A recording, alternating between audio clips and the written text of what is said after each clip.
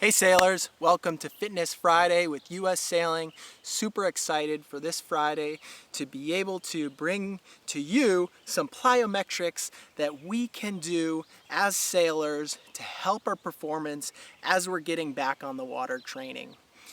Specifically, I was a 49er athlete, and as a skiff sailor, we have to be very agile and powerful to be able to express the movements to their full standard.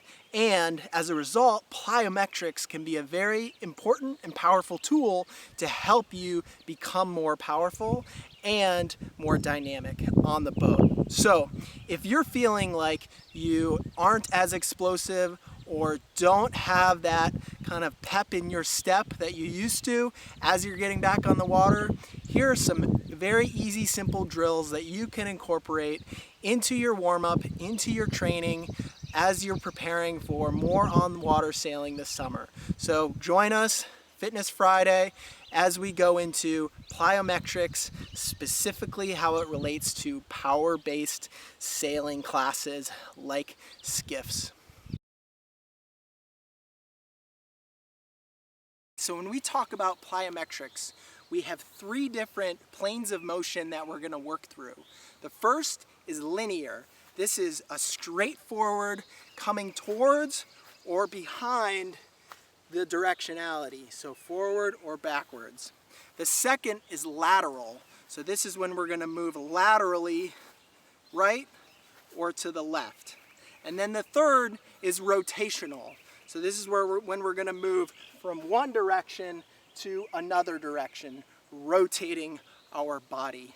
And the reason that we need to focus on those three different planes of motion is because in sailing, we are going to experience all three of those types of planes of motion.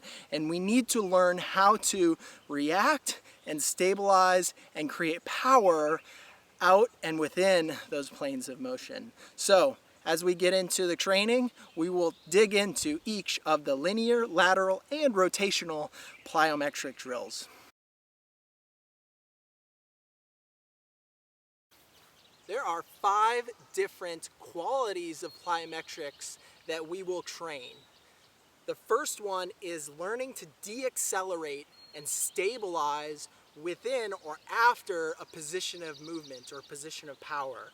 Okay, so the deceleration is learning to land with a stable ankle, knee, hip, and using your core to support that whole relationship, okay? So the first thing is learning to de-accelerate and land and absorb that load, okay? The second one is non-counter movement plyometric activity. So as an example, this would be if we were to drop down to a squat and hold this position for 1 or 2 seconds, then come out of it into that plyometric jump, all right? So holding that initial bottom position for 1 or 2 seconds. The third quality is gonna be counter movement. So that is gonna be when we're gonna use our momentum, dip and drive and jump up and create power out of that. All right, so once we've developed the ability to control the initial position with power, then we're going to use momentum to come out of that. The fourth quality of plyometrics is a double counter tap. All right, so it's a double tap at within the movement. So what this will look like is a tap tap and then a jump, a tap tap and then a jump. Okay, so whichever of the plyometrics we're working on, we're going to start that movement with a double tap.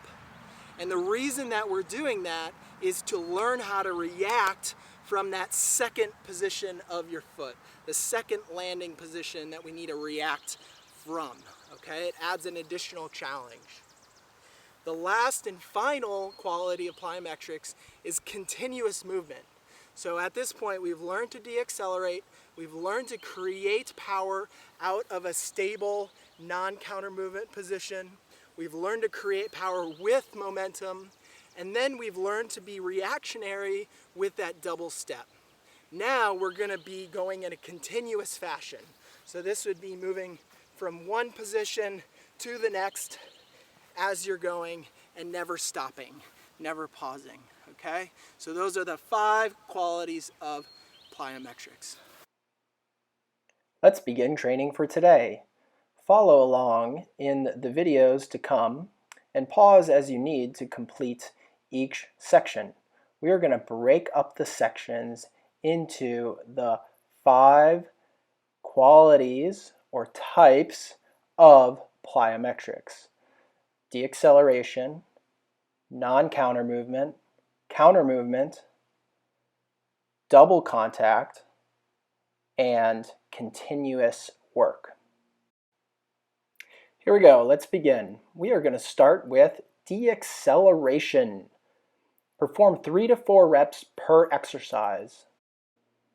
The first one is a linear deceleration drill. This will be a drop hop, dropping to 2 feet and landing and stabilizing. Make sure to focus on that stability at the ankles, knees, and hips throughout these movements. The second one is going to be a lateral weight shift, shifting onto one foot and then the other, focusing on stability. And our rotational drill will be a drop hop forward in rotation. So you will stand on one foot and then rotate that leg across your body to land in a rotational single leg stance. Pause the video to go back and complete each of these deceleration movements. The next section will be non-counter movement plyometrics. We will start with a linear jump, jumping with 2 feet, but stabilizing that initial position before jumping. Next will be a lateral bound, bounding from one leg to the next, but again, starting the movement from a stable, static position. We do not want to create momentum to help the initial movement. Focus on stability in the landing. And our rotational drill will be a rotational jump, going 90 degrees of rotation. Again, starting the movement from a static position, holding for 1 to 2 seconds, and then driving up and out of that position. Go ahead and pause now to complete all of the non-counter movement plyometric drills. The next section is counter movement plyometric drills. We will start with a linear bound, jumping from one leg to the other leg. Remember, we can use momentum to help drive out of the bottom of the movement. Our lateral plyometric drill will actually be a 45-degree quick bound. We will start on one leg, using momentum, drive onto the other leg, but quickly jump off and land on the same leg that you started with. Complete both sides. The focus here is to use momentum and drive off of that one leg. Our rotational counter movement drill will be a 180-degree jump. Use momentum and get as much vertical height as possible. Go ahead and pause to complete the counter movement plyometric work. The next one will be a double contact plyometric drill. We will start with the linear bound. Remember, use a double tap in the start of the movement to create a reaction and drive off of that second tap. Then we will move to a lateral hurdle hop. You can use cones or anything else just to designate a place that you're going to jump over. We are going to do a double tap and jump over the object.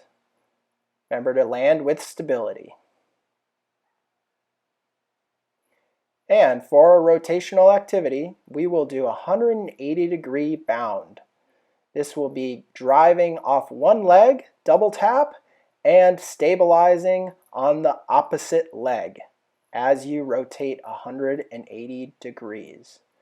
Remember that double tap helps to simulate a reaction that's needed on the boat. go ahead and pause and complete the double contact plyometric drills. Lastly, we will work in a continuous fashion. We will start with a linear bound, bounding from one leg to the next in a continuous movement. Next, we will move in a lateral bound, driving off one leg to the next in a continuous movement. And lastly, we will go into a rotational 180-degree jump, continuously jumping 180 degrees with both legs. Great job. Go ahead and pause and complete the continuous plyometric drills. All right, so that was a quick run through of the 5 different types of plyometric drills that you can complete.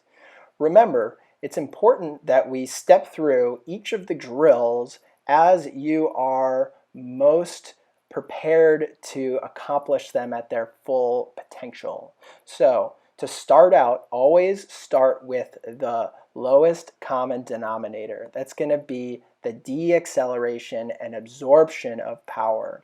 This will allow us to gain stability and let our body understand how it needs to stabilize out of a movement or a plyometric activity. Then move to the non-counter movement activity. This is what we're going to see most often in sailing, holding an isometric or stable position and trying to drive or create power into a boat handling drill. Continue on with the plyometric work as you practice and as you develop the skills. Move into counter movement, creating momentum, then work on that double contact. This will help you in those reactionary times where you need to take a stutter step because the boat is doing something different than you had initially planned underneath you. And finally, those continuous plyometric drills is really just a good endurance activity to help establish a strong foundation for being powerful and reactionary. So hope you enjoyed it. Make sure to include these plyometric drills within your practice, whether that's pre-sailing, in your on-land training, or with your team and friends. It's a great activity and we hope you enjoyed it. If you want to learn more, please visit us at Sailing Performance Training and we will be happy to give you more ideas behind plyometric activity as it relates to your class and position. See you soon.